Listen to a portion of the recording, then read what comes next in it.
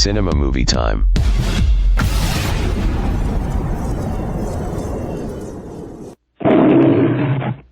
A jacket for me, Mr. Costello? Thanks! A gangster's life is a brutal calling. Jacket actually is bulletproof. Treats his fish better than he treats us. Fit only for men of courage. Men who bear no resemblance to Harry Valentini and Mo Dixie. Until one day, It's part of the grand design. Harry turned a simple errand Costello's horse ain't ever gonna win.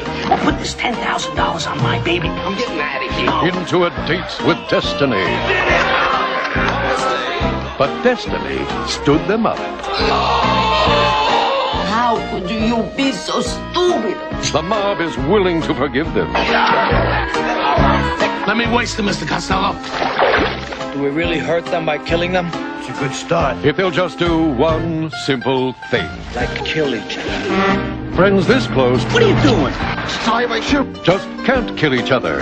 Yet. You're the guy they hired to kill me? I'm the guy they hired to kill you! Danny DeVito, Joe Piscopo, they're funny guys. Disguise yourself? As what? The Time Life Building. Tough guys. Are you talking to me? Wise guys. I can't believe how things keep going our way.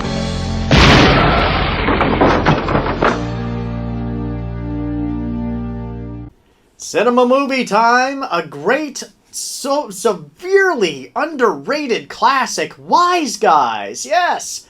Joe Piscopo, Danny DeVito, Captain Lou Albano is one of the mob guys. If you have not seen Wise Guys, you gots to. You gots to. It's a great movie. It's just fun. It's just fun. And Captain Lou Albano as a mob guy, man alive, would it have been great if he had gone heel again and had more of that mob Albano going on. But anyway, the premise of the movie, I don't want to give away the ending, obviously, but the premise of the movie is Joe Piscopo and Danny DeVito's characters work for the mob, and the mob boss has them do like the little stuff, like getting his laundry and whatnot, but they're aspiring for more, and they keep trying to get more. You know, give us a real job, because we want to brag that we're mobsters.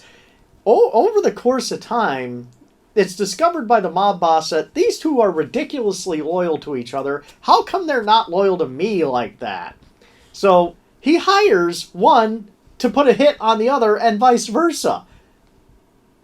It's just great. It really is just great. Danny DeVito's just at his best there. Joe Piscopo, say what you will about the guy, but the guy has talent, and it's a fun movie. I'm going on a rant, but Wise Guys, check it out.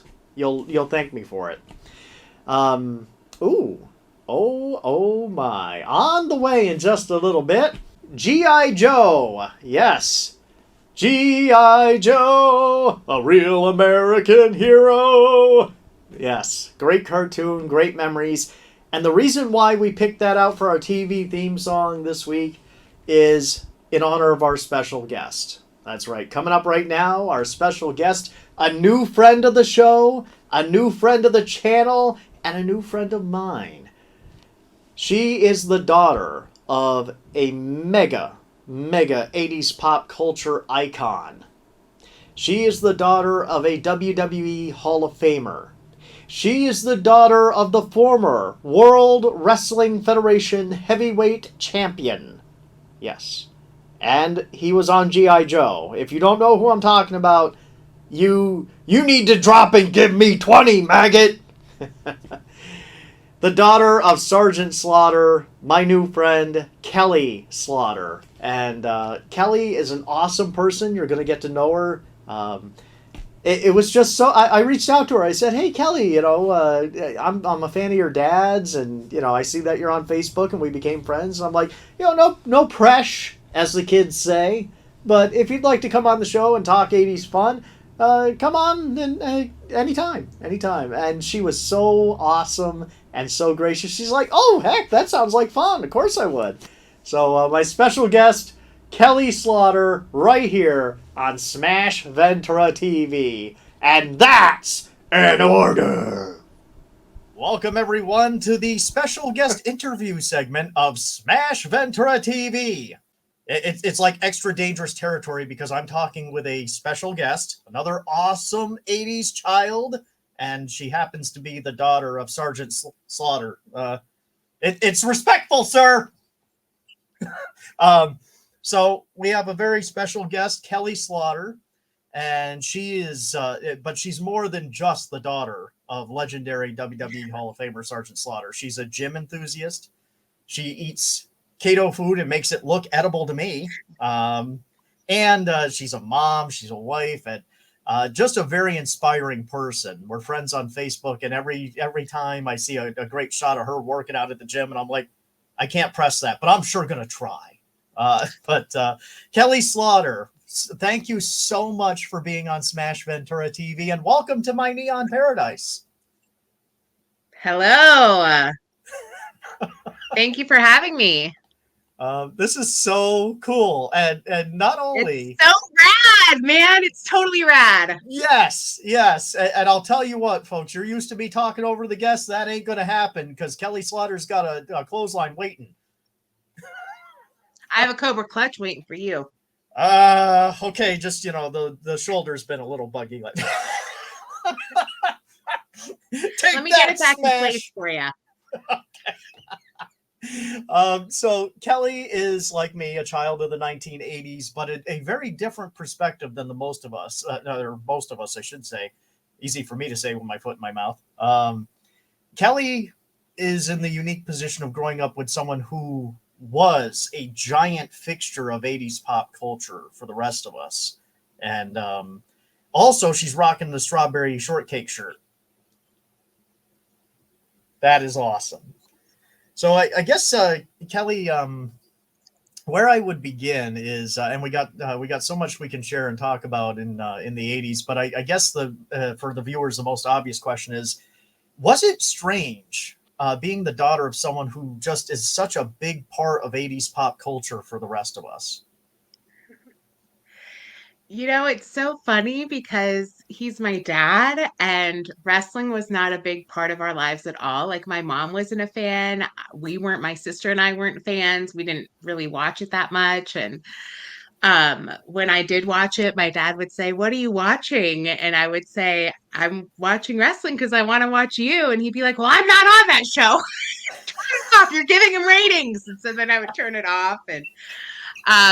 But so it's a totally different perspective than what you would think it would be because he was just our dad, Mm-hmm. He didn't bring it home with him. Mm-hmm. This is something that on a much smaller scale is strange for me. I've had the honor and privilege of a good friend of mine, Tom Begg, sculpting my face. And then another good friend of mine, like doing a whole LJN style body for me, and another good friend just slapping me on a Freddie Blassie body, which gave me a serious dad bod. Was it strange, like going to the toy store and like seeing your dad, like in packages and stuff? I was so little, to be honest with you. I thought everybody had somebody famous in their family. Like I thought everybody had like a dad or an uncle or like their mom or somebody in their family had action figures because my dad had an action figure, so everybody else is somebody, you know what I mean? I knew it wasn't everyone's dad because my friends' dads weren't famous, you know what I mean? But I just thought everyone had a family member that had a famous person in it. You know what I mean? So I it I almost feel bad for my dad because we didn't care. You know what I mean? Like he was, had all this success and like we were just like, you're our dad and we just want you to be our dad and we don't care about all this other stuff. I didn't even play with his G.I. Joe. Oh, that is 80 sacrilege. I know. So before we dive into Kelly, because again, she, it's for the rest of us, it's really neat that she is Sergeant Slaughter's daughter, but there's much more to this wonderful lady, and we're going to dive into that. But let me round off the part with your dad that I'm obviously a big fan, and I'd like to announce officially that not only did he keep Cobra in line, but he would help out He-Man and the Thundercats in my backyard too. Yes, that's awesome. I love it. He-Man would come up a little short against Skeletor and Hordak, and then all of a sudden Slaughter would show up and be like, every one of you maggots, get down and give me 20 push-ups. I don't care if it wrinkles your tights. Now!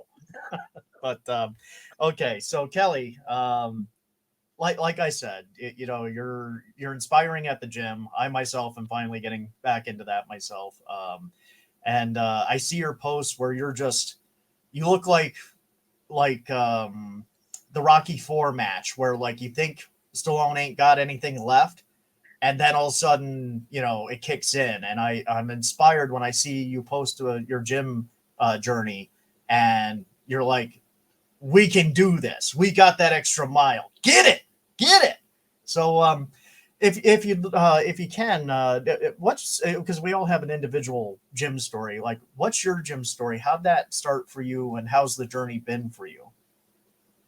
Well, my fitness journey started kind of late in life, and I was never really into fitness. I hated PE in school. I hated gym class. That was my least favorite class.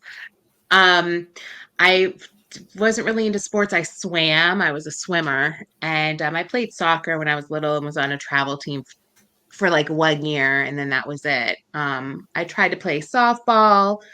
Um, that wasn't for me either. Like I tried things, but swimming was really more my thing. Yeah, you too. Yeah. Yeah. Um, so I just really wasn't into fitness. And back then, fitness for women was aerobics and like the Thigh Master, and you know what I mean? It was like jazzercise. Like I What an remember going to inappropriate jazzercise commercial, right? classes. Yes. The Thigh Suzanne Master. Summers with her legs. My dad would send me out of the room when that commercial would come out. It's like, you're too young. It's like, what? He's exercising. What's the deal? I didn't understand how inappropriate the Thigh Master was for a 6-year-old until later in life when I'm like, oh, and I still don't understand. It was being sorry. sexualized and you didn't even know what it was. What the Smurf is going on here? Yeah, I'm so sorry, I couldn't my resist. journey. No, it's okay. No, totally fine. So it didn't start until COVID happened, until the pandemic. We were right at the beginning of that when they were saying that obesity was one of the high risk factors. And there I was with two young children, and I could possibly be taking away from them because of this virus that was named after a beer, and because it was coronavirus, Right. and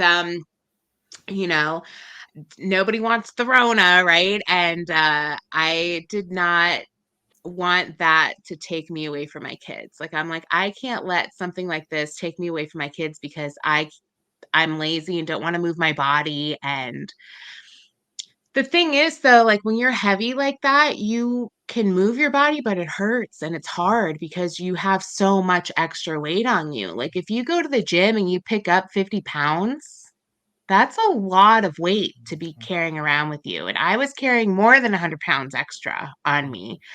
I was over 300 pounds, and I knew I needed to do something. So I just started walking my neighborhood, and I could barely go 5 mailboxes my first day, but I did it. And I think I had Birkenstocks on. Like I didn't even have like sneakers on. Like I had Birkenstocks on, and I went 5 mailboxes turned around. But then the next day I went 7 mailboxes.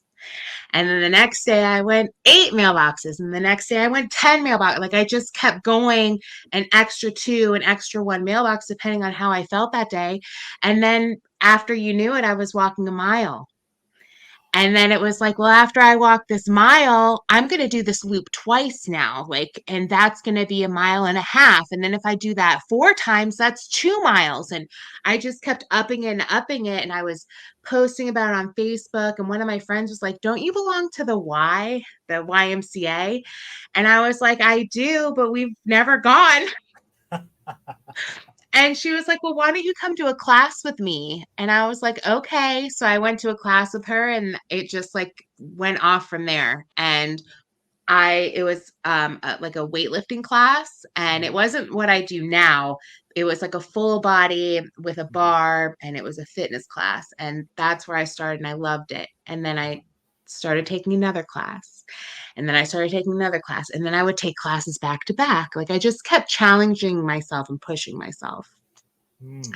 And now I teach one of those classes. So Really? it was a late in life journey for me, but that just goes to show it doesn't matter how old you are, it doesn't matter what you look like, it doesn't matter what you weigh. Everyone starts somewhere. And if you have to make baby steps, make the baby steps. I started walking. I didn't do anything with my nutrition. I just started walking. And then eventually the nutrition kind of came along, and now I'm doing keto again for the second time.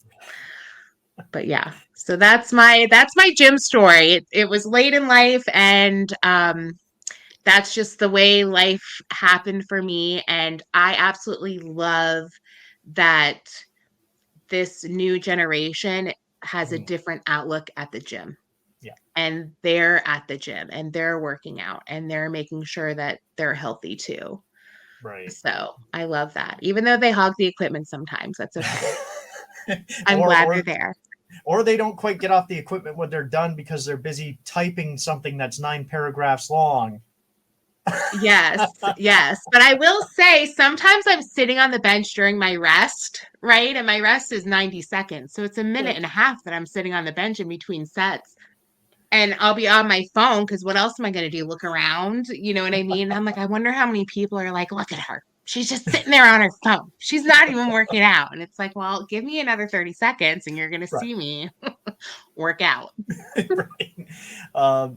Kelly, that is fantastic, and I appreciate you sharing that because again, folks, this is how weird I am. So on the one hand, it's like this is neat to talk with Sergeant Slaughter's daughter, but the other part of me is like, but who is Kelly Slaughter? Who's Kelly Slaughter the person? What's her journey? Maybe it was harder for her because that's a different circumstance than we're used to. But as you heard there, her gym journey really isn't that dissimilar, say, for example, from mine. Late in life, the dad bod was starting to get a little too dad bod. And, it sounds like, Kelly, we're one and the same also with we had confidence issues. So, Yeah. and the gym, it's not like it was in the yes, that's a good point, Kelly. It's not like it is in the old movies where you go to the gym and there's always that Biff guy and he's like, "What are you gonna do, nerd?" Right? Yeah. Right. In fact, I know a guy. He's called Mr. B, and everyone at my gym's really sweet. I'll throw this in and sidebar a little bit. Mr. B looks like a miniature version of Brock Lesnar, and he couldn't be more of a sweetheart. Every time he sees me, he's just like, "Hey, brother, how you doing?" And, when I got back, everyone in my audience knows we were coming back from a flood that kept us out of our house for 4 months. But he sees me for the first time, and he's like, "Smash, brother, you're back!" And I'm like, either I'm insanely crazy at my age, or I'm really stupid. But and so long story short, like your experience, Kelly, really it's a positive environment, and you get a charge from the other people around you. Yes. Really, Yes.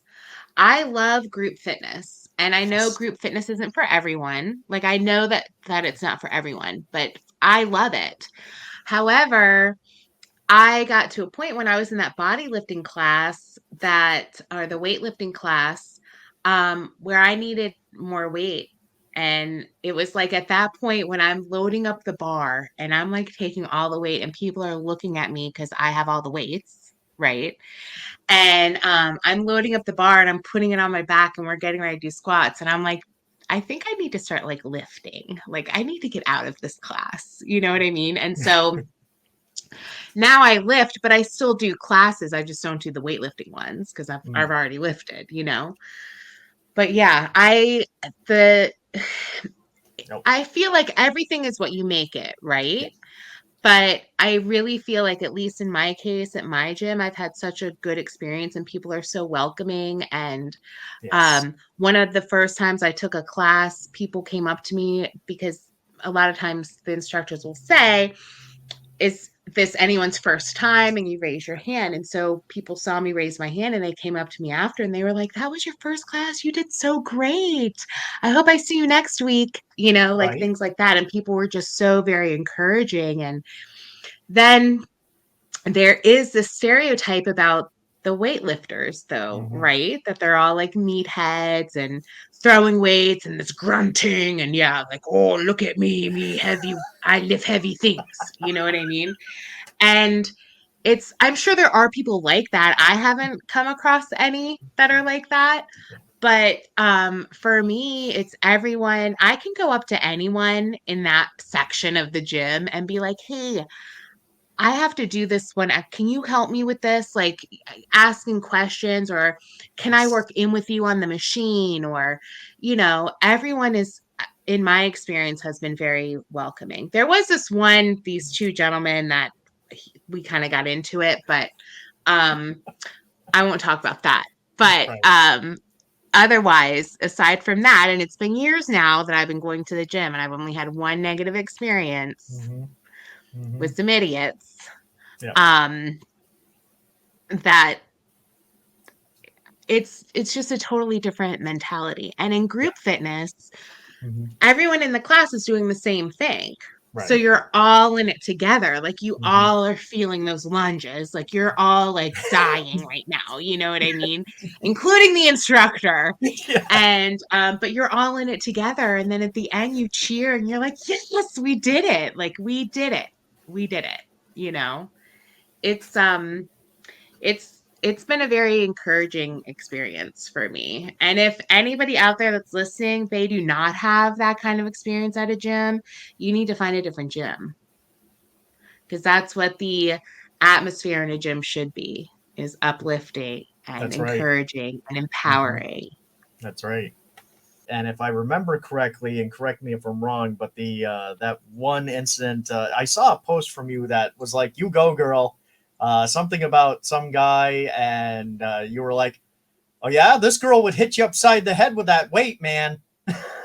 Am I thinking of the same guy? It was they wanted the bench I was on. Yeah. And Okay. I Yeah. was using the bench and I said, no, you can't have the bench till I'm done. Like I'm literally using it. And so we kind of got into it and they fat shamed me Oh, because I told really? them to kiss Oh. my butt. I Uh, said, kiss my peachy peach. And yeah. they were like, oh, yeah, it would take long enough. It's so Oh. big. Well. Okay. Well. Like, but the thing is, they were like in their 70s. And they were acting like that in their 70s. Okay, this is where we have to make this happen one day, Kelly. You and I have to train at the same place because that's where, as your friend, I would jump in and go full Jim Carrey on them. Oh, really? Well, I'll drop my pants and you can kiss both sides of my Smurf too. I was like, what the heck, man? Like, Right? you're harassing me and trying to bully me out of the bench, and I'm not the one. I'm not the one. You I'm would not think the one. I'm not going to 70-year-olds eat would be a this lot pizza. smarter. So I'm going to walk up to this powerful girl and I'm going to shame her while she's holding a weight in her hand. Brilliant, guys. Brilliant. Really? See this 30-pound weight? Not only am I lifting it, I can throw it, and I will throw it at your head. Right? Uh-oh. I think I hear your dad coming again. I owe him another several push-ups. But coming up, folks, we've got our TV theme song of the 1980s. And in honor of the Slaughters, it's going to be G.I. Joe. So... Yo, Joe! Yo, Joe! All right. Kelly, thank you so much for being on Smash Ventura TV, and we will see you next week. Bye. See you next Okay. week. That is awesome. So, folks, TV theme song coming up next, and I promise I will not kiss anyone's Smurf during the remainder of this broadcast unless the Sarge orders it. So, we'll be right back on Smash Ventura TV.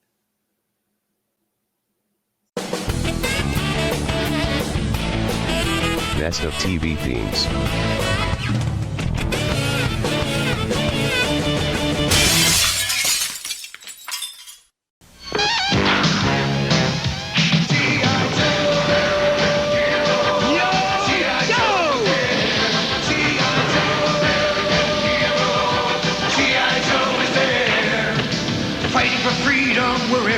trouble over land and sea and air. G.I. Joe is there.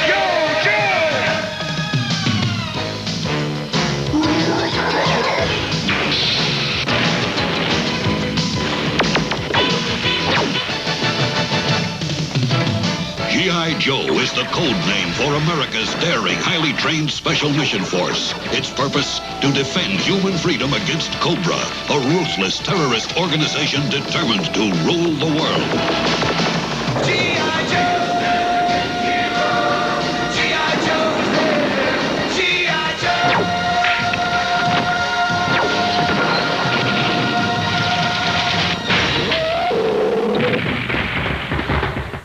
You can chain at Joe's arms, you can chain at Joe's legs, but you'll never be able to chain his spirit. And today we're gonna need all the spirit we can muster to stop Cobra. They've been raiding the tombs of history's most tyrannical tyrants for DNA, and they're gonna use it to create a brand new leader. Arise, most powerful one! Arise! Your old buddy the Sarge had to put up quite a fight to get a front row seat on these proceedings. Yo! So let's get down to the lab and see what's on the slab. But keep one eye shut, cause it ain't gonna be pretty.